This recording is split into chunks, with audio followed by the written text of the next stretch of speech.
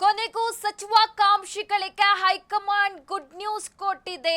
DKShi Siddaramaiah Hariprasad list approval ಆಗಿದೆ. ಈ ವಾರದಲ್ಲೇ ಸಂಪುಟ ವಿಸ್ತರಣೆಗೆ ಮುಹೂರ್ತ ಫಿಕ್ಸ್.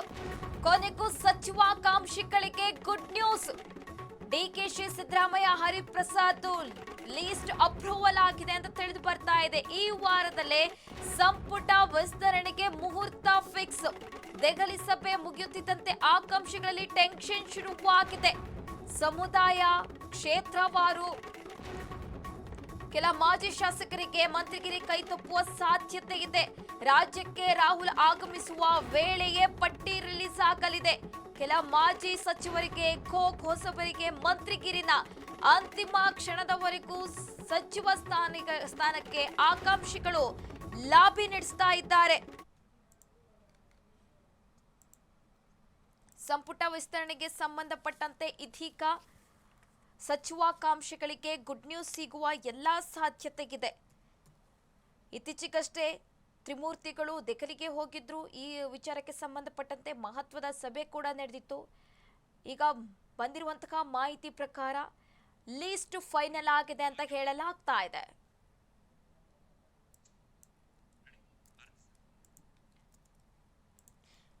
ಈ ಬಗ್ಗೆ ಹೆಚ್ಚಿನ ಡೀಟೇಲ್ಸ್ ಕೊಡ್ತಾರೆ ನಮ್ಮ ಪ್ರತಿನಿಧಿ ಮಾರುತಿ. ದೂರವಾಣಿ ಸಂಪರ್ಕದಲ್ಲಿದ್ದಾರೆ. ಮಾರುತಿ, ಸಚಿವಾಕಾಂಕ್ಷಿಗಳಿಗೆ ಗುಡ್ ನ್ಯೂಸ್ ಸಿಗುತ್ತಾ ಅಂತ ಪ್ರಶ್ನೆಗಳು ಉದ್ಭವವಾಗ್ತಾ ಇದೆ.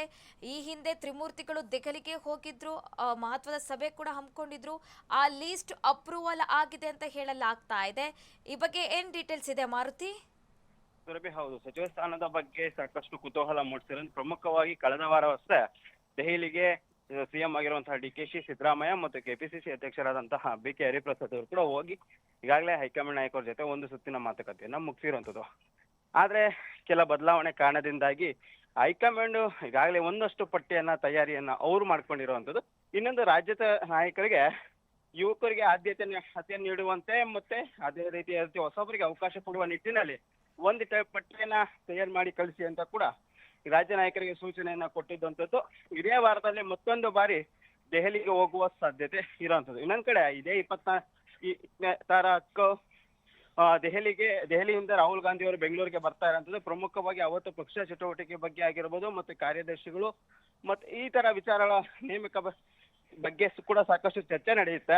ಅದೇ ಸಂದರ್ಭದಲ್ಲಿ ಪಟ್ಟಿ ಬಿಡುಗಡೆ ಆಗುವ ಸಾಧ್ಯತೆ ಇರುವಂತದ್ದು. ಪ್ರಮುಖವಾಗಿ ಇರುವ 20 ಸ್ಥಾನಗಳಿಗೆ ಸಾಕಷ್ಟು ಆಕಾಂಕ್ಷಿಗಳು ಇರೋದ್ರಿಂದ ಸಾಕಷ್ಟು ಲೆಕ್ಕಾಚಾರಗಳು ಕೂಡ ಪಕ್ಷದಲ್ಲಿ ಈಗಾಗಲೇ ಆರಂಭ ಆಗಿರೋದು. ಪ್ರಮುಖವಾಗಿ 2028 ಚುನಾವಣೆ ದೃಷ್ಟಿಯಿಂದ ಕೂಡ ಈ ಪಟ್ಟಿ ಬಿಡುಗಡೆ ಸಾಕಷ್ಟು ಮಹತ್ವನ ಪಡ್ಕೊಂಡಿರುವಂತದ್ದು.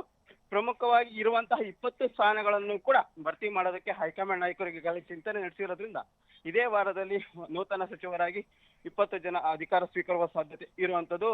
ಸುರಭಿ, ಮಾರುತಿ, ಸಮುದಾಯ ಕ್ಷೇತ್ರವಾರು ಹೊಸಬರ ಫಾರ್ಮುಲಾ ಇಲ್ಲಿ ಅಪ್ಲೈ ಆಗ್ಬೋದಾ? ಹಾಗೆ ಕೆಲ ಮಾಜಿ ಸಚಿವರಿಗೆ ಮಂತ್ರಿಗಿರಿ ಕೈತಪ್ಪುವ ಸಾಧ್ಯತೆ ಇದೆ ಅಂತ ಕೂಡ ಹೇಳಲಾಗ್ತಾ ಇದೆ. ಈ ಬಗ್ಗೆ ಏನ್ ಡೀಟೇಲ್ಸ್ ಇದೆ ಮಾರುತಿ?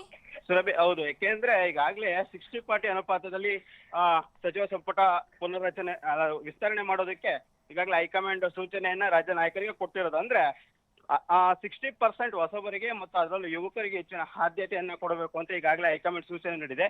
ಇನ್ 40% 5-6 ಬಾರಿ ಆಯ್ಕೆಯಾಗಿ ಸಚಿವ ಸ್ಥಾನ ಆಯ್ಕೆ ಆಗದೆ ಇರುವಂತರು ಮತ್ತೆ ಅದೇ ರೀತಿಯಾದಂತೆ ಇಲ್ಲಿ ಮುಂದೆ ಈ ಹಿಂದೆ ಸಿದ್ದರಾಮಯ್ಯ ಕ್ಯಾಬಿನೆಟ್ ಅಲ್ಲೂ ಕೂಡ ಸಚಿವ ಆದವ್ರಿಗೂ ಕೂಡ ಅವಕಾಶಗಳನ್ನ ಈ ಬಾರಿ ಕೊಡಲಾಗತ್ತೆ. ಒಟ್ಟಲ್ಲಿ 60-40 ಅನುಪಾತದಲ್ಲಿ ಕೊಡೋದಕ್ಕೆ ತೀರ್ಮಾನ ಮಾಡಿದ್ದು. 2028 ಚುನಾವಣೆ ದೃಷ್ಟಿಯಿಂದ ಅತಿ ಹೆಚ್ಚು ಯುವಕರಿಗೆ ಮಣೆ ಹಾಕ್ಬೇಕು ಮತ್ತು ಪಕ್ಷ ಸಂಘಟನೆ ದೃಷ್ಟಿಯಿಂದಲೂ ಕೂಡ ಯುವಕರಿಗೆ ಅವಕಾಶಗಳನ್ನ ಕೊಡಬೇಕು ಅಂತ ಕೂಡ ಒತ್ತಾಯ ಕೇಳಿ ಬರ್ತಿದೆ. ಇನ್ನೊಂದ್ ಕಡೆ ಜಾತಿವಾರು, ಸಮುದಾಯ ಮತ್ತು ಅದೇ ರೀತಿಯಾದಂತೆ ಕ್ಷೇತ್ರವಾರುಗಳು ಕೂಡ ಜಿಲ್ಲಾವಾರು ಕೂಡ ಲೆಕ್ಕಾಚಾರಗಳನ್ನ ಆರಂಭ ಮಾಡಿರುವಂತದ್ದು. ಮುಂದಿನ ದಿನಗಳಲ್ಲಿ ಪಕ್ಷ ಸಂಘಟನೆ ಭದ್ರವಾಗಿರ್ಬೇಕು ಅಂತ ಯುವಕರಿಗೆ ಹೆಚ್ಚಿನ ಆದ್ಯತೆ ಕೊಡಬೇಕು ಅಂತ ಈಗಾಗಲೇ ರಾಹುಲ್ ಗಾಂಧಿ ಅವರು ಕೂಡ ಸೂಚನೆ ಕೊಟ್ಟಿರುವಂತದ್ದು. ಸುರಭಿ, ಮಾಹಿತಿಗಾಗಿ ಧನ್ಯವಾದಗಳು ಮಾರುತಿ.